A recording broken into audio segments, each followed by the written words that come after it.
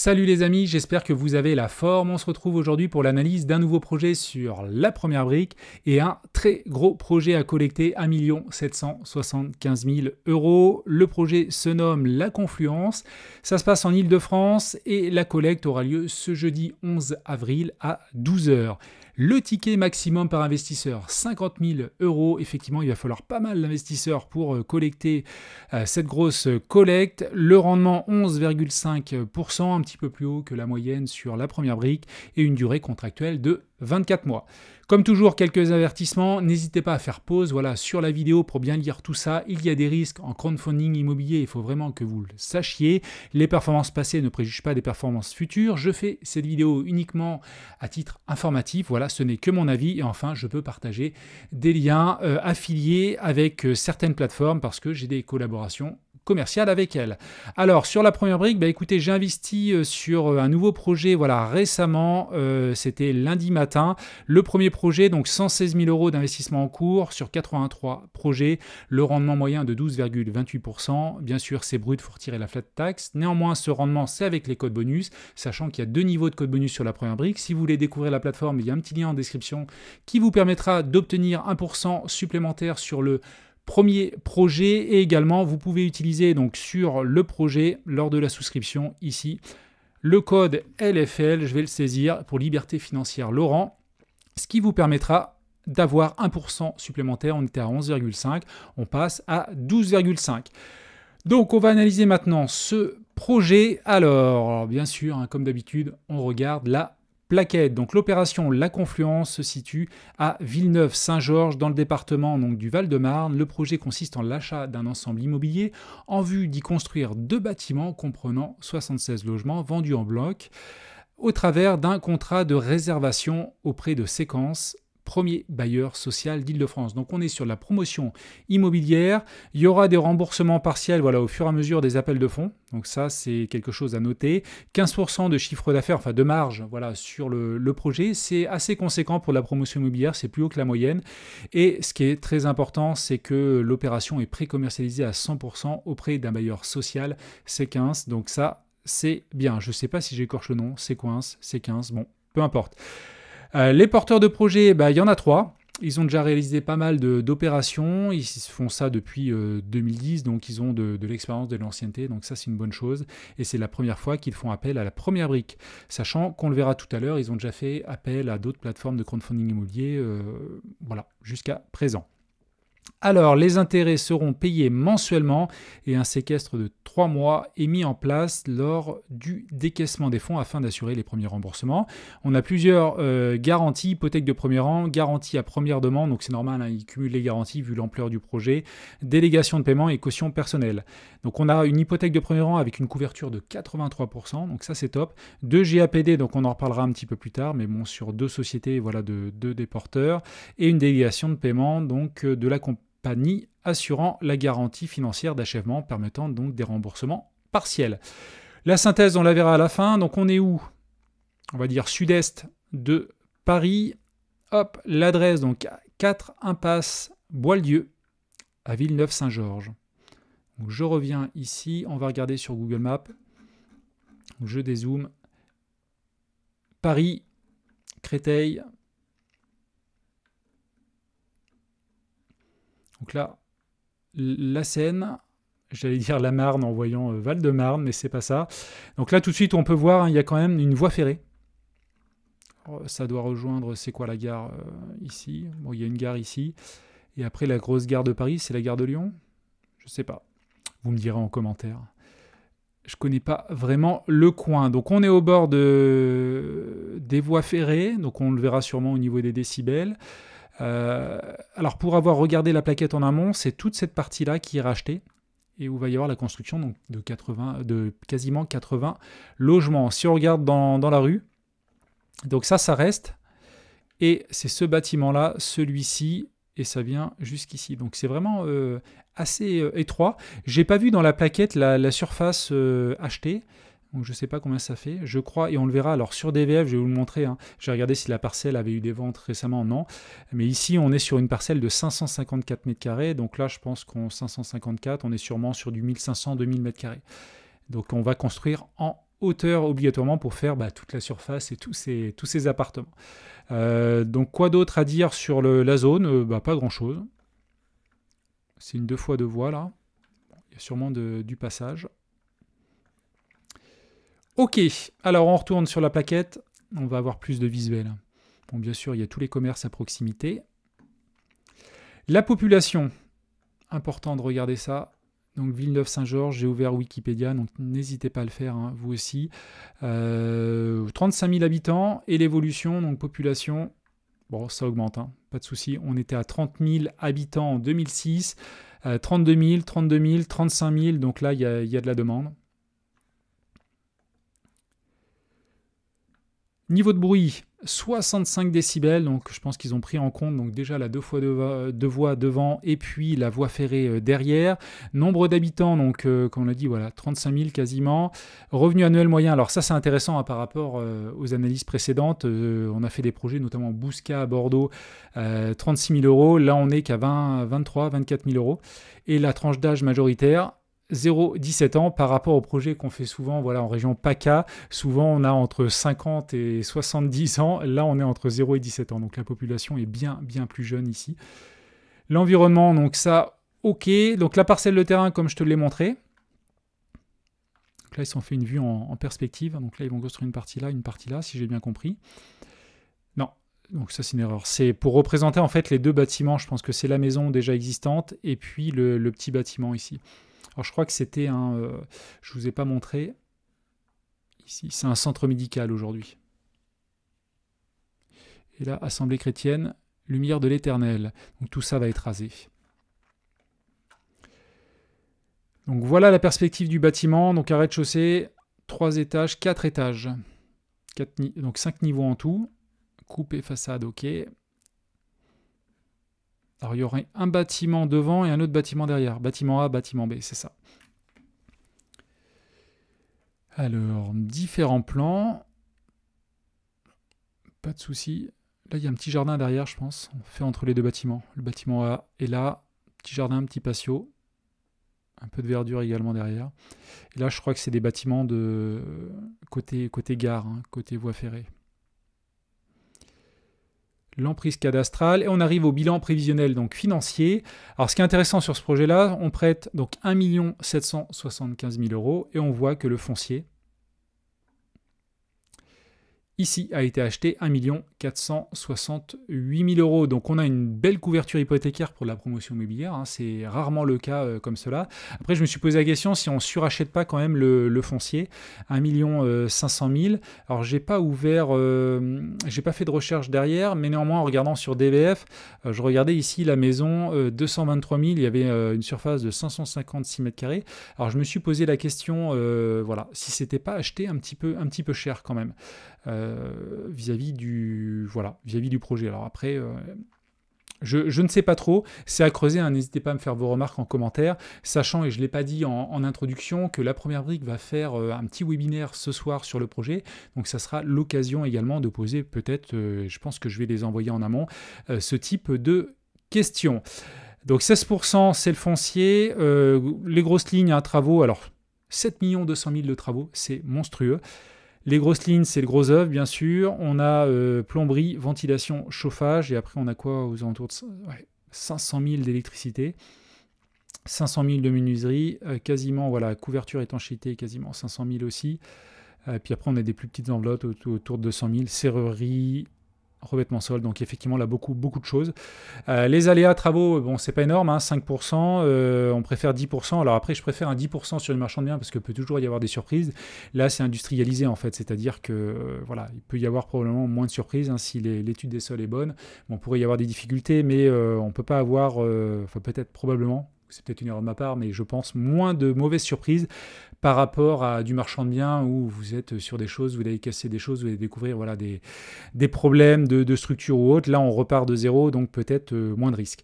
Donc 5% d'aléas, on est à 10 millions, quasiment 11 millions de prix de revient, c'est monstrueux, et le prix de revente, 12 720 000 euros en VFA, 15% de marge, donc c'est assez intéressant. Le prix de sortie, donc 3 409 euros le prix au mètre carré. On va tout de suite regarder sur meilleurs agents. J'ai dit donc pour des... Là, on est sur des appartements, donc 3004. On sort quasiment dans la fourchette haute. Hein. Le prix moyen, donc 2005, 3774 euros. Donc après, c'est pas étonnant, on est sur du neuf, hein, donc pas de souci là-dessus. Et on va regarder l'état du marché. Donc côté maison, bon, c'est un petit peu baissé il y a 2 ans, 1 an. Et côté appartement, petite baisse. Après, on a vu quand même des zones où c'était pire, hein, moins 8, moins 9, moins 10%. C'est un petit peu baissé. Bon, après, là derrière, si c'est pré-commercialisé à 100%, moins d'inquiétude. Et puis, on est sur du neuf aussi. Donc voilà, c'est à prendre note. Alors, on continue. Donc là, on a un petit planning. Donc l'achat, avril 2024. Les fondations en septembre 2024. Qu'est-ce qu'il y a d'autre? Plancher Bayer plus 1. Et là, on aurait un remboursement déjà d'1 million d'euros auprès de la première brique. Et puis après, dès que ça sera hors d'eau, hors d'air, achèvement, cloison, bah là, on aura sûrement les autres remboursements en septembre 2025. Le foncier, pas grand-chose à rajouter. Les travaux, on l'a dit, mais quand même, 7 200 000, hein, c'est un petit peu le risque sur ce projet-là. Le permis de construire et l'urbanisme, donc ça, c'est important. Ça a été déposé le 30 septembre 2022. Ça a été obtenu le 18 décembre 2023 et ça a été purgé. Donc ça, c'est important parce que si je reviens ici vis-à-vis du visuel, il y a de la proximité, quoi. Il y a des maisons, j'arrive pas à dézoomer, ça y est. Là, il y a des maisons. Bon, là, c'est plus une entreprise, j'imagine. Là, il y a des maisons. Voilà, il y aura quand même du vis-à-vis, on va dire. Un beau petit bâtiment qui va quand même monter hein, sur 4-5 étages. Donc, côté urbanisme, c'est OK. Donc, ça, c'est une bonne chose. Et côté préco, donc à date, l'ensemble immobilier est commercialisé via un contrat de réservation signé avec Ségance, premier bailleur social d'Île-de-France et membre du groupe Action Logement. Cette préco avancée a permis la signature d'un contrat de vente en l'état futur d'achèvement, permettant la mise en place d'appels de fonds conséquents au fur et à mesure de l'avancement du chantier. Le mécanisme de la VFA et les appels de fonds entraînés permettront des remboursements partiels au fur et à mesure de l'avancée des travaux. Donc là, la question que je me pose, c'est, là, il y a préco, là, il y a commercialisé. Est-ce que la société peut revenir en arrière?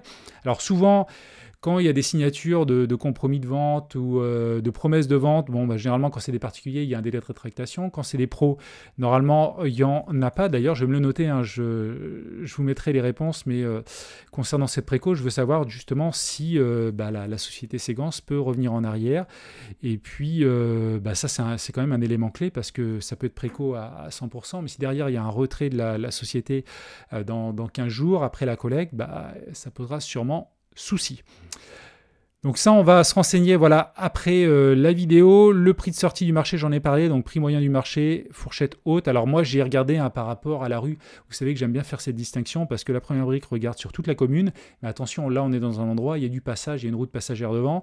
Derrière, il y a une voie ferrée. Donc le prix moyen du marché est inférieur, effectivement, si on regarde dans la rue par rapport à la ville dans la globalité.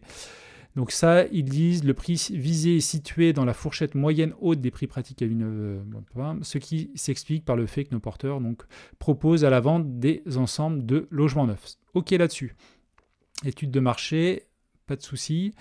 Alors, les porteurs, donc on a vu beaucoup d'expérience, donc ça c'est un gros point fort. Ça c'est bon. Et donc c'est Human Immobilier qui va porter donc, le projet. Structure qui date un petit peu de 2017. Alors il y a le bilan financier qui est plutôt très positif, hein. Il y a un ratio d'1 pour 2 entre les capitaux propres et la dette. Donc ça c'est OK. Après c'est fin 2022. Ce qui est dommage, j'aurais voulu peut-être une petite note. D'ailleurs je vais me le noter hein, et je vous donnerai les réponses, notamment sur le canal Telegram.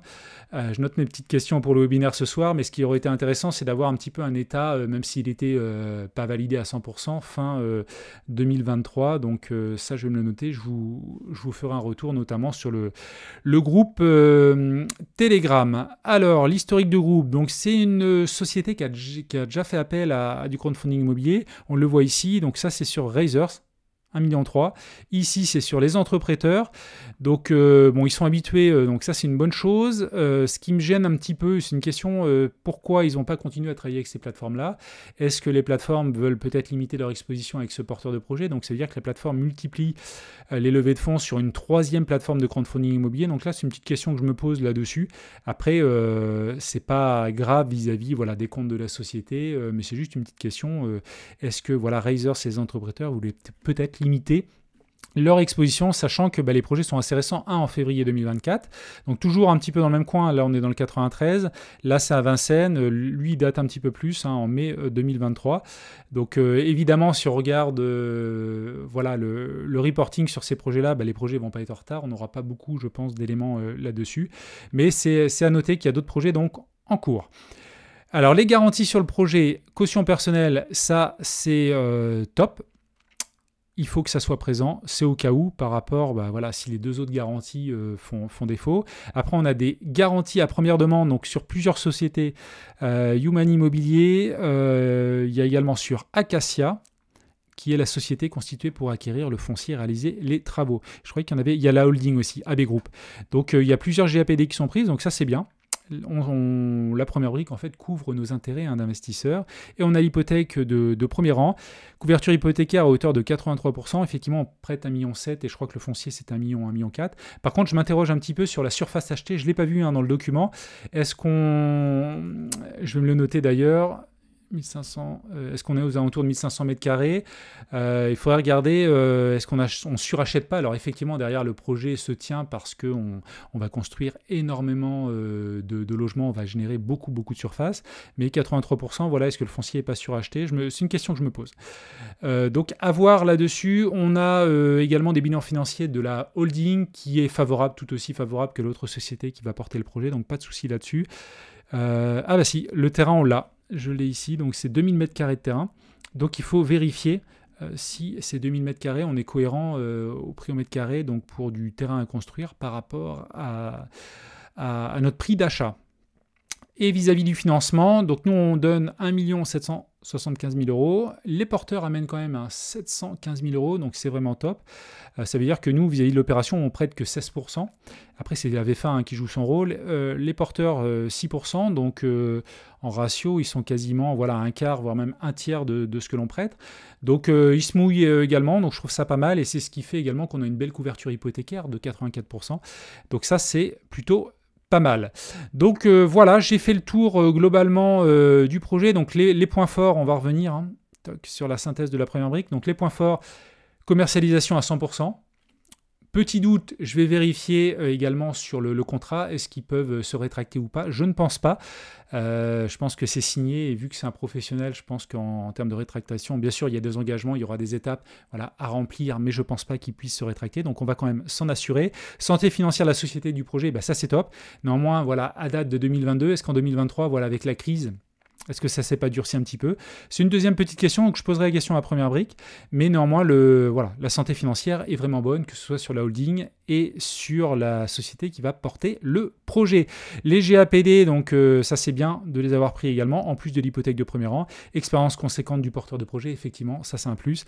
Promotion immobilière, donc point faible, oui, notamment en termes de marge, mais on est à 15%. Après, c'est pas du 8 ou 9%, comme on peut le voir sur d'autres projets. Et donc, il y a une vente en bloc.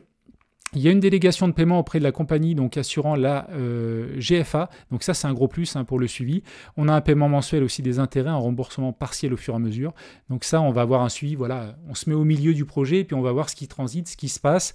Et on a une vraie visibilité là-dessus. Et la charge travaux, présence d'une maîtrise d'œuvre. Effectivement, j'en ai pas parlé tout à l'heure. Il y avait une ligne sur la maîtrise d'œuvre et d'un cabinet d'architecture assurant le pilotage de l'opération et la bonne gestion du chantier. Donc ça, c'est un plus d'avoir des professionnels. Donc voilà concernant les points. Donc effectivement, moi, c'est un projet sur lequel je vais investir qui me paraît très, très intéressant. Et après, on verra également ce soir le webinaire qui va sûrement... il y aura sûrement Thomas Dancé, je pense, et puis peut-être l'analyste de la première brique qui vont sûrement ajouter pas mal de précisions sur le projet. Moi, les questions que j'ai aujourd'hui, c'est l'après-éco, est-ce que ils peuvent se rétracter, le prix d'achat du foncier. Et puis après, derrière, je pense qu'ils ont dû vérifier, même même une ébauche du bilan 2023 sur les sociétés, ça aurait été intéressant. Et voilà les questions que je me pose, mais bon, qui vont être levées sûrement ce soir, quoi qu'il en soit. Comme je vous l'ai dit, je vais envoyer un petit mail à Première Brique juste pour avoir des réponses à ces questions-là. Et n'hésitez pas à me dire également, vous, à votre niveau, ce que vous en pensez, si vous allez investir ou non. Si vous êtes encore là dans cette vidéo, n'hésitez pas à m'écrire la confluence, voilà, en commentaire. Et puis, moi, je vous dis à une prochaine pour une nouvelle vidéo. Ciao!